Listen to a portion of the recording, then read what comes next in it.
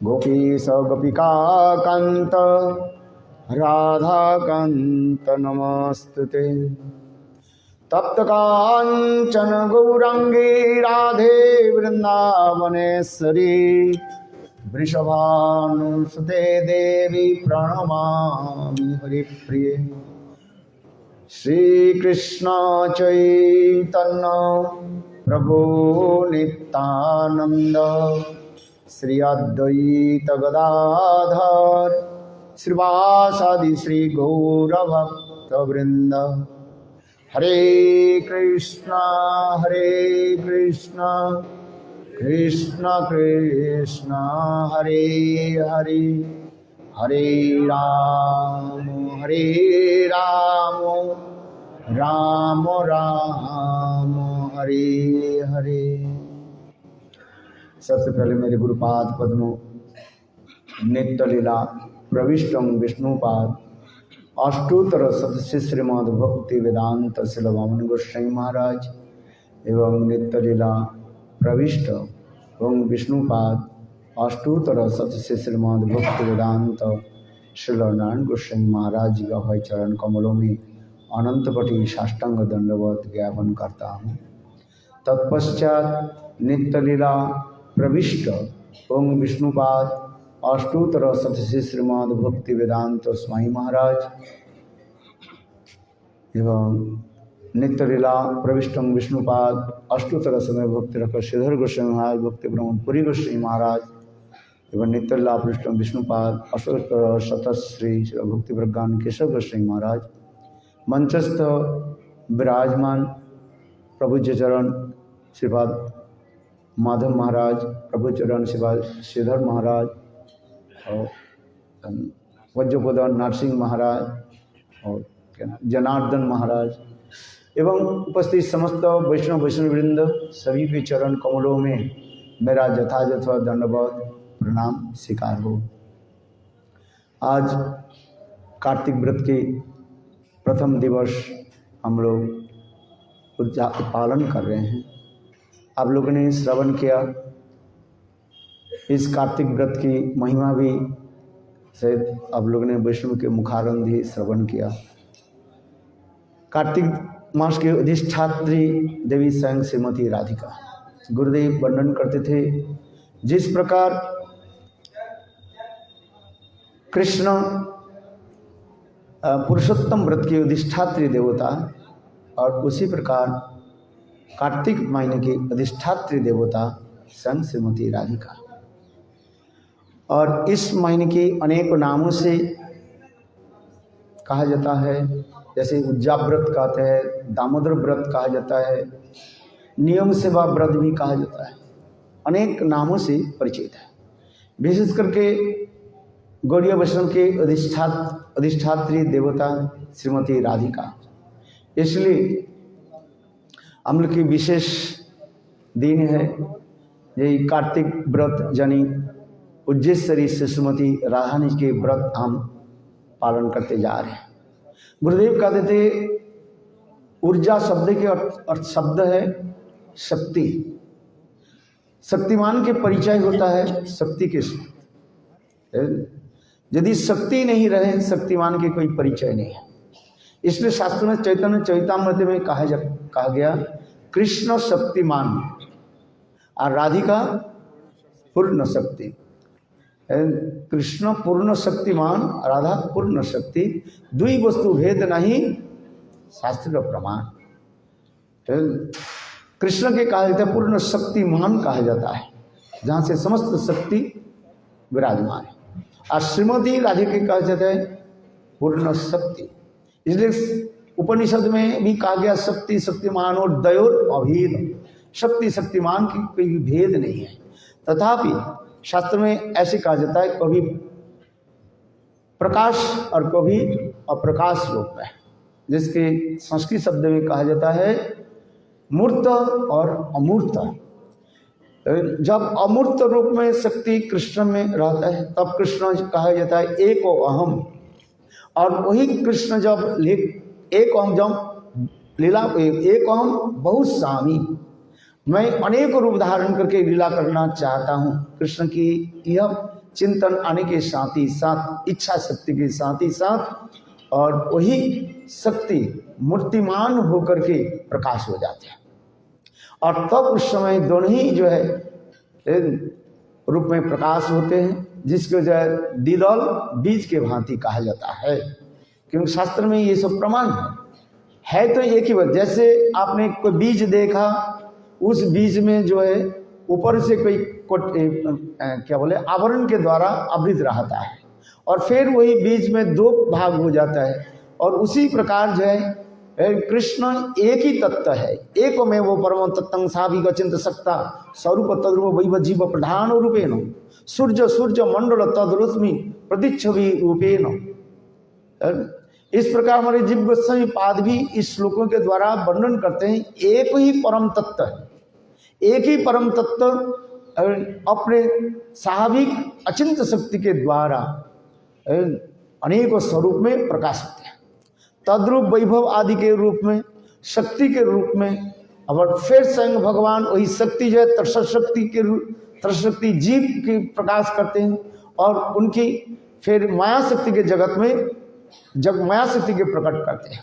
अर्थात चित शक्ति, जीव शक्ति और माया शक्ति, ये तीनों शक्ति भगवान से ही प्रकट होते हैं। यद्यपि कृष्ण कहते हैं अनंत, कृष्ण में अनंत शक्ति है, तथापि ये तीन शक्ति की विशेष दिखाया गया, चित शक्ति, जीव शक्ति और माया शक्ति। और ये चित शक्ति जो सवार ऊपर सबके श्रेष्ठ माना जाता है, और जीव शक्ति से स्वयं जीव प्रकटित हुए हैं, जिसके कहा जाता है तत्शक्ति व विभिन्नांश शक्ति रूप में कहा जाता है। और माया शक्ति व जड़ा शक्ति उसी भी प्रकार प्रकट हुए हैं। इसलिए अचिंत भेदाभेद तत्व दर्शन में ये समस्त तत्व आदि विचार दिया, भेद भी है अभेद भी है। उसी प्रकार श्रीमती राधिका शक्ति के रूप में ही कृष्ण के जैसे समस्त लीला आदि में सहायता करते हैं। यद्यपि कृष्ण स्वयं सब कुछ करने के समर्थ है, तथा भाई शक्ति बिना कोई कार्य नहीं होती है। अब स्वयं श्रीमती राधिका कृष्ण के समस्त प्रकार की जो है सुख विधान कर सकते, सर्व भी इच्छा पूरा करती है, किंतु तथापि बहुकामता बिना नहीं रसिर उल्लास। जब तक बहुकामता नहीं हो तो रस के उल्लास नहीं हो।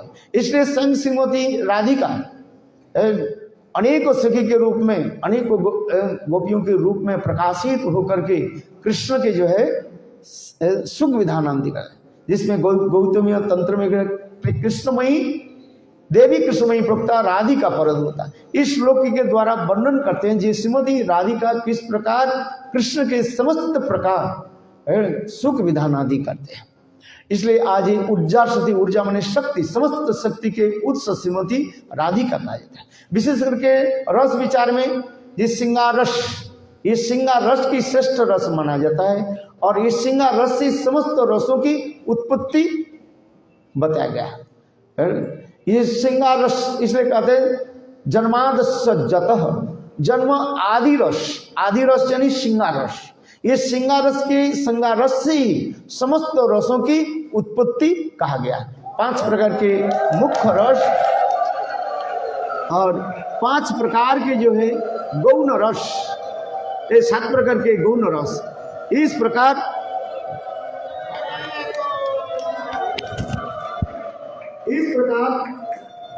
सात 12 प्रकार के रसों की सब कुछ कृष्ण ही कहा जाता है।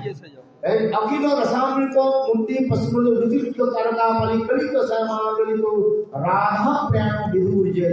हमारे श्री रूप गोस्वामी पाद भक्ति रसामृत सिंधु ग्रंथ में प्रीफेस श्लोक में कृष्ण के समस्त रसों की उत्सव भी होता है, और तथापि श्रीमती राधिका की कहा जाता है श्रृंगार रस की मूल कहा जाता है। ये श्रृंगार रस से समस्त रस की उत्पत्ति।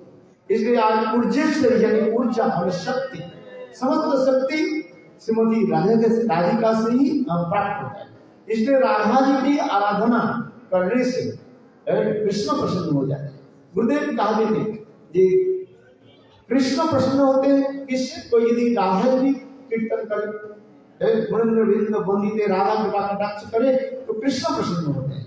अब राधा जी प्रसन्न हो गए कोई यदि कृष्ण कटाक्ष था, कृष्ण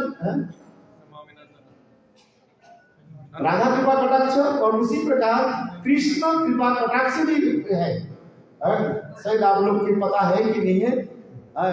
मैंने कई बार महाराज जी को जो है माधव जी बताया, जब कृष्ण कृपा कटाक्ष ये संहिता में है, गर्भ संहिता में प्रकाश किया गया। मैंने कई बार अनुरोध किया, उन्होंने I think last year Bangla में उन्होंने बहुत लोगों को पता नहीं है, केवल तो राधा कृपा कटाक्ष करके कर देते। बहुत अच्छी बात है, किंतु जब पता चला कि कृष्ण कृपा कटाक्ष इसको भी आलोचना होनी चाहिए। महाराज ने बहुत परिश्रम करके उसको भी बांग्ला में अनुवाद किया, पता नहीं हिंदी में किया गया कि नहीं, अभी हिंदी में नहीं किया, इंग्लिश में नहीं। चलो नमामि नंदनम, चलो गुरुदेव के समय से जैसे गुरु परंपरा होते आ रहे, नमामि नंदनम गुरुदेव कहते हैं नमामि नंदनम, ये कीर्तन से राधा जी पसंद करते हैं। इसलिए आज के दिन यही है, हम लोग दोनों ही कीर्तन करते हैं। राधा जी की प्रसन्नता के लिए कृष्ण की महिमा और कृष्ण के महिमा के लिए राधा जी की महिमा कीर्तन करते हैं। इस विशेष करके शरद ऋतु के विशेष वैशिष्ट्य बताया गया।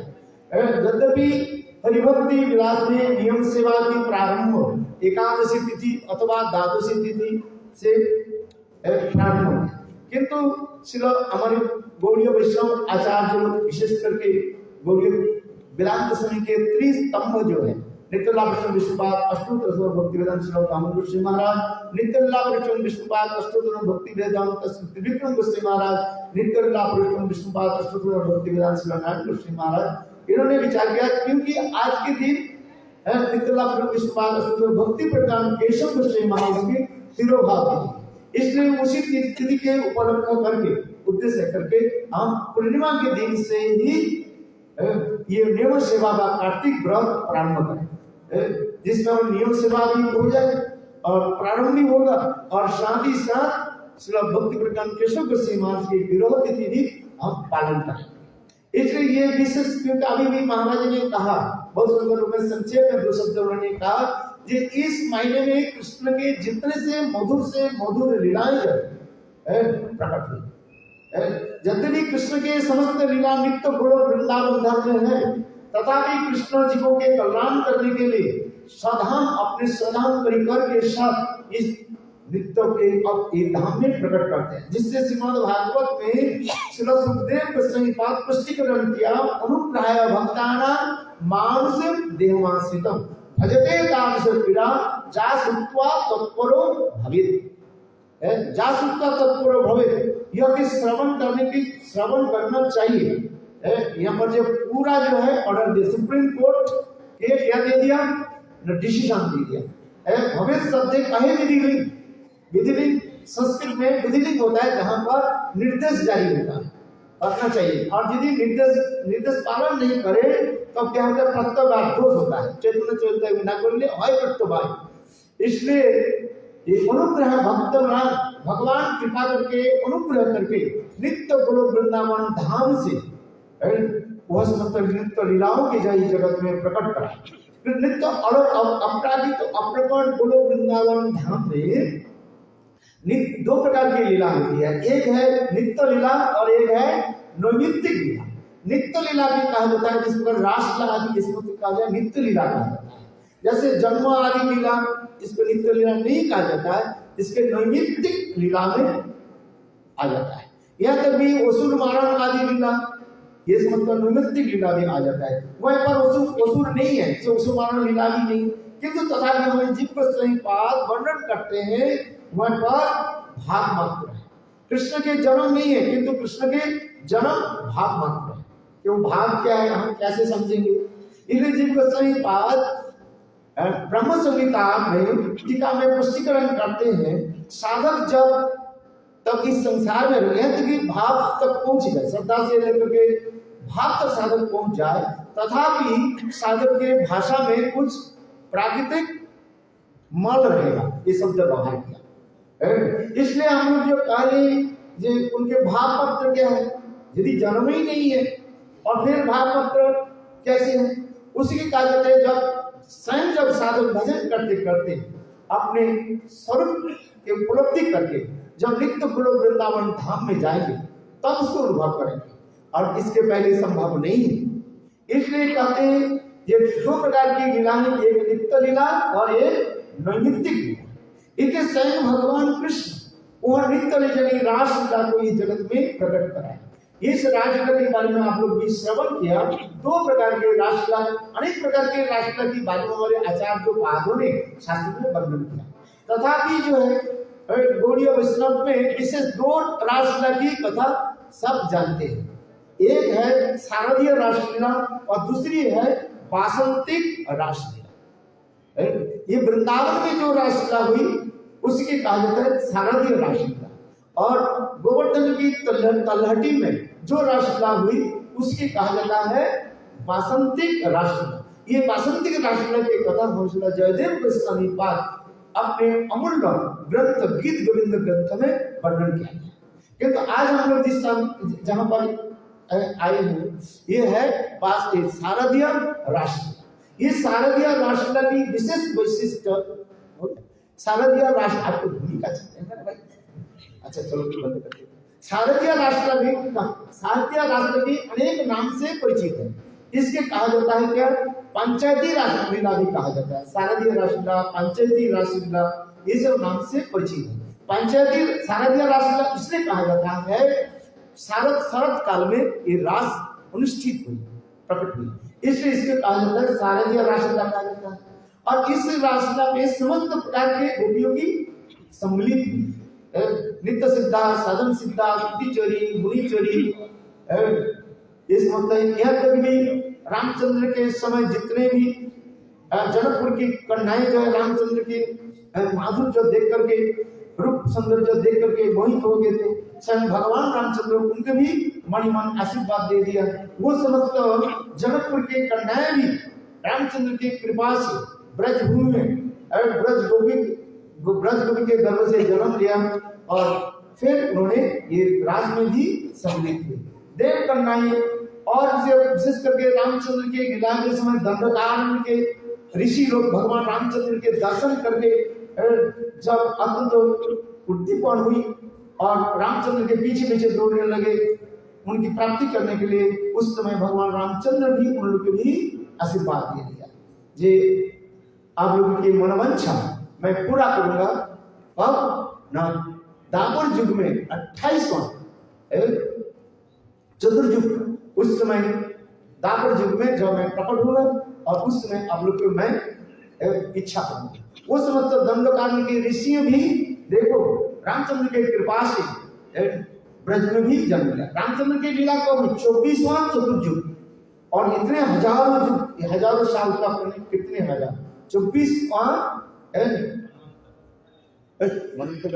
चतुर्युग, हाँ 24वां चतुर्युग में भगवान रामचंद्र प्रकट हुए, और 24वां चतुर्युग से लेकर के 28वां अब तक कितने साल हो गए आप हिसाब करिए। एक ब्रह्मा के एक दिन हो जाता है 1000 चतुर्युग, और इसी प्रकार आप लगा लीजिए मैथमेटिक्स है। और इतने साल तक वो समस्त ऋषि लोग अपेक्षा अधिक करने लगे, और भगवान रामचंद्र की कृपा से वही सब जो है यही शारदीय रासलीला में सम्मिलित हुई। इसलिए शारदीय रासलीला की महत्व कमी नहीं किसी प्रकार से। इसलिए कहते समस्त सखियों के समस्त प्रकार गोपियों की समावेश, इसी कहा जाता है पंचायती रासलीला भी कहा जाता है। और वासंतिक रासलीला में केवल सपक्ष और विपक्ष गोपियों की समावेश हुई, नित्य सिद्धा आदि की वहीं पर समावेश भी दिखाया गया। इसलिए शारदीय रासलीला के आश्रय करके मध्य परमार्थतम परम गुरुदेव भक्ति प्रज्ञान नित्य विश्वास अष्टोत्तर भक्ति प्रज्ञान केशव गोस्वामी महाराज उन्हें अपने अंतर ध्यान लीला की प्रकाश की। इसलिए आज उनकी विरह तिथि हम मना रहे हैं, उपस्थित हैं, सभी लोग आए हैं। उनके जीवन चरित्र की कथा और उनकी आचार विचार, आचार्य जी की वैशिष्ट, ये सब कथा धीरे धीरे आलोचना करेंगे कंटिन्यू। इसमें तो बहुत सुंदर उनकी कथा है। एक आचार्य जी की वैशिष्ट क्या है, आचार्य केशव उनकी वैशिष्ट क्या है। सब गौड़ीय मठ में आप देखेंगे अधिकांश गौड़ीय मठ में क्या देखेंगे, विग्रह कृष्ण के विग्रह जो है कृष्ण विग्रह माने काले विग्रह। किंतु देखो भक्ति प्रकाश केशव गोस्वामी महाराज उन्होंने जो विग्रह प्रकाश की और वो विग्रह क्या है, श्वेत विग्रह, श्वेत पत्थर विग्रह। तो उनके कई गुरु भाई भी उनकी हाथ मजा करके कहा देते जे केशव कहते जी आपने जो विग्रह प्रकाश किया कम पैसा क्योंकि श्वेत विग्रह होने से सफेद होने से कम पैसा लगता है, इसलिए आपने श्वेत विग्रह प्रकाश किया। किंतु भक्ति प्रकाश केशव गोस्वामी महाराज ने इतने सुंदर श्लोकों के द्वारा और शास्त्र युक्ति के द्वारा, ऐसे नहीं अपने श्लोक बता दे। और देखो उन्होंने क्या की, और कौन सा संहिता, बराह आई थिंक बराह पुराण बराह संहिता से उन्होंने सारी लीलाओं के कोट करके, श्लोकों के कोट करके ये बताया। यही जो है रास सेवा कुंज में जब रास नागोरी थी और उस से राधा जी की अनुभूति होकर के जब इस स्थान से जब चली गई, संत कृष्ण यहाँ पर इमली तला में आकर के कृष्ण के राधा जी के चिंतन करते करते उनके श्वेत वर्णन हो गया। ये सब वर्णन दिया उन्होंने। और फिर उन्होंने क्या की, देखो भक्ति प्रकाश केशव गोस्वामी महाराज की अपने श्लोक की भी रचना की, अपने स्वरचित श्लोक। एक तो शास्त्र से पुराण से प्रमाण भी दिया, और दूसरी क्या है अपने श्लोक राधा चिंता निवेशन दृश्यकांति विलोपिता श्री कृष्ण चरणं वंदे राधांगित विग्रह। देखो राधा आलिंगित विग्रह व राधांगित विग्रह दोनों ही उन्होंने ऐसे सुंदर रूप से प्रकट किया। स्वयं राधा भी कृष्ण की क्या की ना सारे अंग को ढक दिया, जिससे हमारे जीव को स्पष्टीकरण करते हैं अंतर कृष्ण वही गौरव, और भीतर में अंदर में जो वही कृष्ण है और बाहर में क्या है गौरव। देखो चैतन्य महाप्रभु और राधा कृष्ण मिलित तनु, चैतन्य महाप्रभु राधा कृष्ण मिलित तनु सच्चिदानंद गौर हरि, वही कृष्ण ही क्या है गौर हरि, और गौर हरि ही कृष्ण है। इसलिए गौर हरि के से कृष्ण से कभी भेद करना नहीं चाहिए। इसलिए उन्होंने ये राधा चिंता निवेशन, राधा जी के विरोध में चिंतन करते करते स्वयं कृष्ण के कैसे गौर वर्ण प्राप्त हुई, ये समझ उन्होंने विचार करके देखा। और उन्होंने बहुत सुंदर रूप में भेदा भेद तत्व आदि को वर्णन करके देखा। इसलिए हम इसलिए कहे आचार्य केसरी के वैशिष्ट और आचार्य के एक वैशिष्ट रहा था। इसलिए ऐसे आचार्य केसरी भक्ति प्रकाश केशव गोस्वामी महाराज के चरण कमले सरणी मैं बार बार नमन करता हूँ, प्रणाम करता हूँ। गुरुपाद गुरु कृपा करें। ये सब कथा गुरुदेव जब बोलते थे भावविष्ट हो जाते थे। आज गुरुदेव की स्मरण करता हूँ, श्री ब्रजेश्वर नारायण गोस्वामी महाराज ये समस्त कथा जब बोलते थे, अपने गुरुदेव की महिमा जब कीर्तन करते थे, कितने भावनाविष्ट हो जाते थे। तो गुरुदेव स्वयं नहीं करके हम लोग भी बुलाते थे, बोले तुम लोग कुछ हमारे गुरुदेव की महिमा वर्णन करो। साधारण रूप में शिष्य चाहते हैं अपने गुरुदेव की महिमा हम बताएं, फिर देखो श्री गुरुदेव नारायण गोस्वामी महाराज गुरुदेव क्या करते थे, हम लोग जैसे छोटा छोटा जैसे हम लोग के खड़े कर देते थे, बोले हमारे गुरुदेव के बारे में तुम लोग कुछ बताओ। जैसे माता पिता छोटे बच्चे के तोतले भाषा को सुनने के जैसे आतुर होते थे, सिर्फ उसी प्रकार श्री गुरुदेव हम लोग के मुख से अपने गुरुदेव की महिमा श्रवण करते थे। वंशा कृपा